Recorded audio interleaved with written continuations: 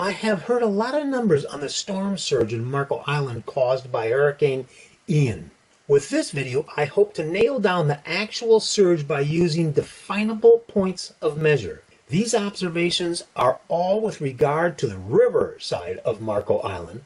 Other areas of Marco Island could have had different surge levels. As we know, Ian's eye had passed north of Marco Island just before official low tide at about 9 a.m. on September 28th. That was good news, as it is always best to have a storm surge competing with an ebbing tide. The bad news was that Ian came to a nearly complete stop, as seen in this time-lapse satellite image, and stayed in the area until the official high tide of about 3:20 p.m. before moving on shore. This, of course, being the worst-case scenario, having a storm surge augmented by a high tide.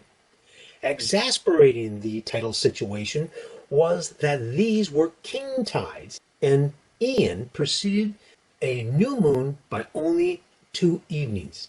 However, we can use these tides to get a very accurate measurement of the actual storm surge. At about 2:30 p.m. the afternoon on the day before Ian's approach to Marco Island, I noticed that the day's high tide came up to just over my dock decking. The next day we watched the storm surge come in until about 3:20 p.m. That time corresponded to the official Marco Island high tide for that afternoon, at which point the storm surge started to abate. We noticed that the highest the water got above our dock was just at the top of our pagoda lights mounted on the top of our dock pilings. You can see from this measurement that's just about 57 inches above the dock's deck.